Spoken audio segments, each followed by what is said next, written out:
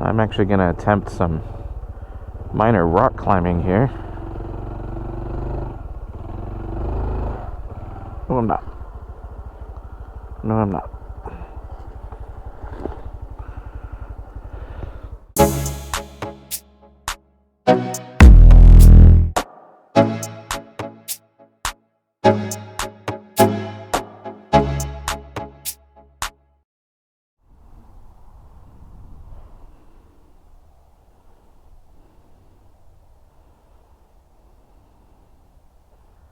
So I'm going to talk about my impressions of the Honda Trail 125, what I think it is and what it certainly isn't, and how it's worked out for me. I have about 1,000 miles on this so far, mostly on the road, some off-road. As you can see here, I'm on a trail right now. Let's go over some of the basics of what the Honda Trail 125 is. It's a 124cc single piston engine. It has the rocker shifter. It's actually a centrifugal clutch, so there's no clutch handle up here. There's just the front brake over here. Because it's a centrifugal clutch, you absolutely must rev match when you shift down. So anybody who's getting this as their first bike, keep that in mind, that you can't just shift down when you're at top speed. The back tire is going to lurch if you do that. But actually, this was a pretty good bike for me to learn how to rev match, and I took that knowledge to my next bike, which was the Honda Rebel 500. It has a side kickstand, but it also has a center stand. So that's really nice when you need to do any maintenance on the chain or the back tire. That's coming a lot of handy. It has a very clear LCD display up here. It indicates essentially just your speed and your fuel and your total miles driven. There's no gear indicator on this, but it only has 4 gears, so that's not very hard to remember what gear you're in. Also, you can just feel it out. There's a very bright LED headlamp. You can even see it come on in the daytime there. It has nice LED indicators on the front and the back. I'll go to the back here. You can see here, and these are actually custom made for the Honda Trail. They're not borrowed from another Honda bike. Honda wants to reproduce the retro look of the square indicator lights, but updated them with LEDs. The Trail also has a Kickstarter. And this actually will work if the battery is completely dead. I've tested this by disconnecting the battery in case your battery ever dies, and it does not have a very large battery, so that's likely to happen. You can still start the bike. All Honda Trail 125s come standard with ABS brakes on the front caliper. The back is also a disc brake, but it does not have ABS on it. It's only on the front side.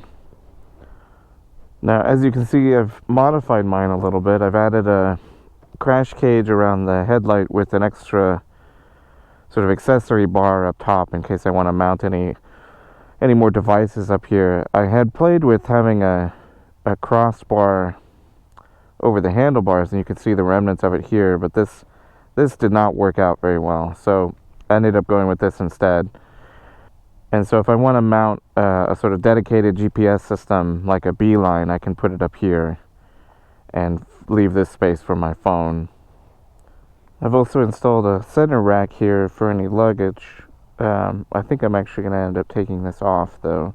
Originally this was the Diablo fake tank rack that you could put luggage under a fake tank. But with anything on your cargo rack, having a big fake tank here is going to make getting on the Honda Trail pretty difficult, especially for short people like me. I'm only 5'8". Essentially because it eliminates the step through. So I actually only realized after I put it on there that I used the step through a lot more than I thought I did. I also have a Diablo seat because the stock seat, it's pretty soft and it's okay, but I don't know if it's the shape of it or what, but I just ended up getting really sore on the stock seat, much more even than the Honda Rebel seat, which is sort of known far and wide as being an uncomfortable seat. The stock seat on the Honda Trail, for some reason, was worse for me. But so far, this has been pretty good. Um, I will say with this seat, and I don't think it was the case with the stock seat, in low gears, it will rattle. The engine will rattle your teeth. So I'm not sure what the deal is there. Caveat emptor. On my cargo rack, I've installed this sort of self-assembling crate here that folds up into a box so I can do grocery shopping or anything like that. And this is actually sort of my pickup truck motorbike. Okay, so let's talk about what this bike isn't. This is not a highway bike. It's only 125 cc, so I don't think anybody would try it anyway. But the top speed on this is somewhere around 50 to 52 miles per hour with me riding it. On a downhill, I've gotten it up to 56 or so. But don't try to take this on the highway. It's perfectly fine in the city. So there's no issue riding this around on surface streets. Speed limit is typically 35 anyway. But don't go into buying a Honda Trail thinking that you're going to drive this between cities on the highway. That is not going to work out for you. Now, in my experience, the speed limitation has actually made it a more interesting bike. Because if I want to go somewhere interesting, like Mount Diablo up there, I have to figure out a way to get there without using the highway. And I end up seeing much more scenery than I would have seen otherwise. So it actually makes the trip to your destination more enjoyable as well. And so I have taken this up to the top of Mount Diablo, and it is totally fine for that. It'll climb hills, no problem. Now, on the subject of hill climbing, something to keep in mind for anybody who's used to the old Honda Trails is that this does not have the high-low switch that the old Honda Trails had. This just has the 4 gears as built.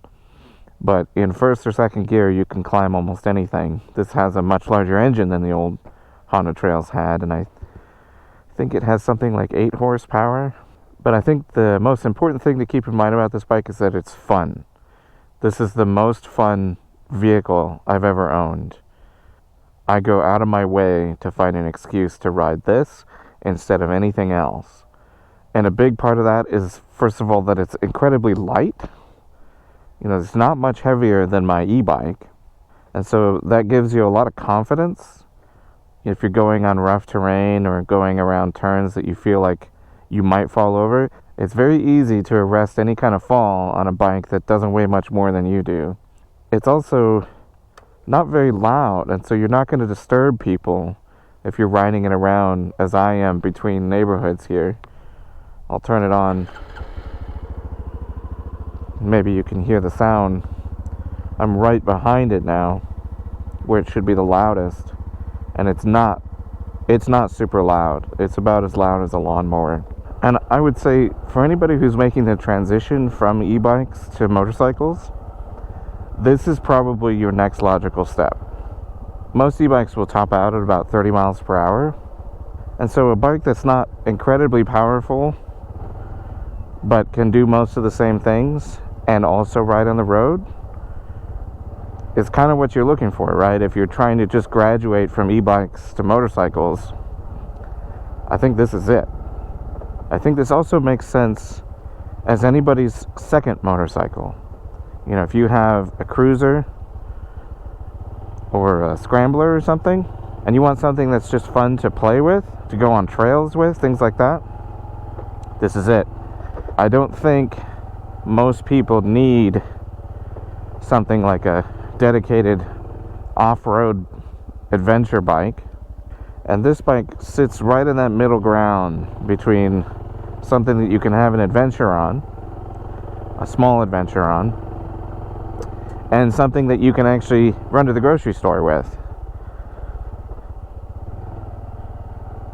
And it's not going to break the bank as your second motorcycle.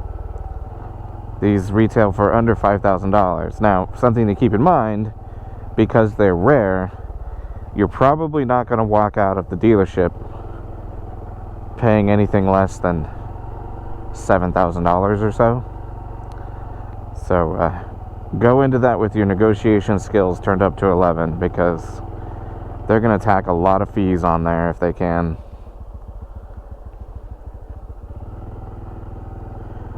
Now, the Honda Trail 125 is part of Honda's Mini Moto line.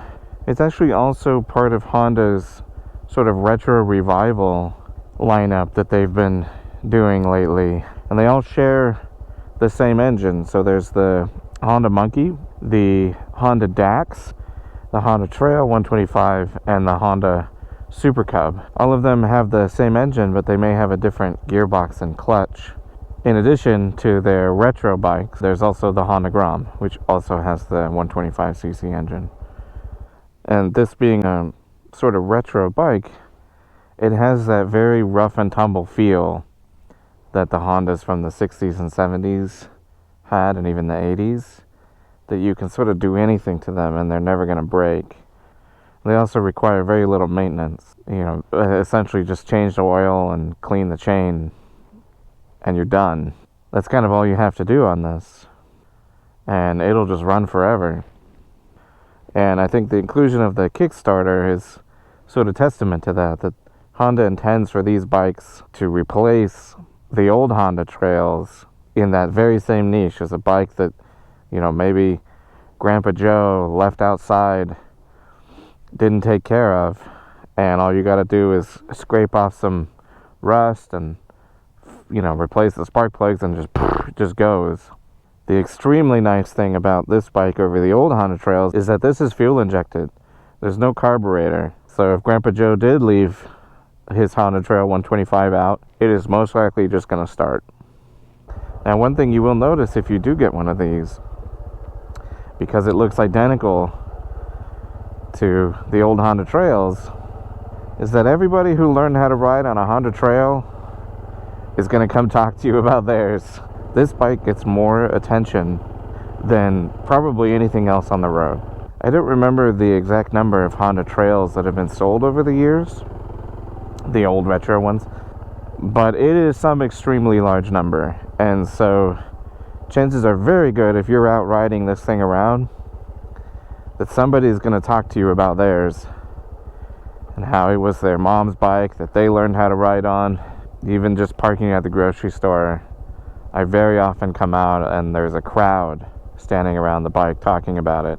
That can be kind of fun, you know, explaining to people who've never seen one before what Honda has changed about it and what Honda didn't change. And for most people, Honda didn't change anything that made it fun. And they did change all the things that were kind of a drag about the old ones, like the carburetor. So keep that in mind, that this is not the bike to get if you want to be stealth. This is an attention grabber. As strange as it sounds for such a plain looking bike, riding this around town is kind of like riding a Bugatti around town. People are going to look.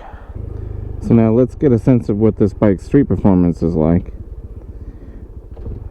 You know, like I mentioned before, this is not a highway bike, but it's plenty fast enough for most things.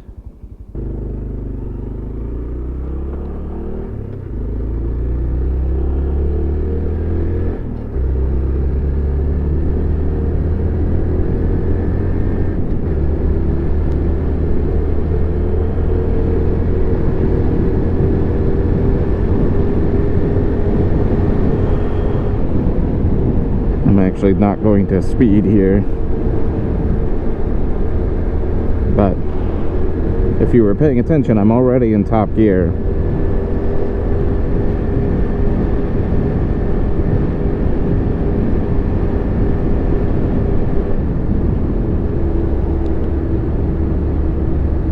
I'm actually going too fast for this road.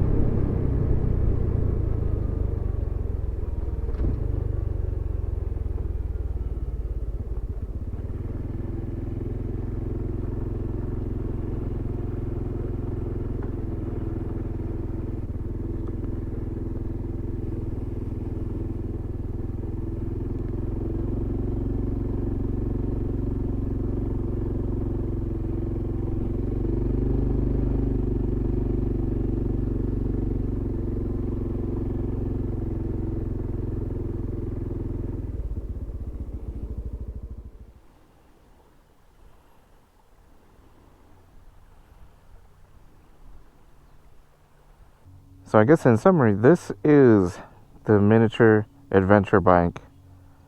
Owning this bike will cause you to make excuses to drive out to a floodplain.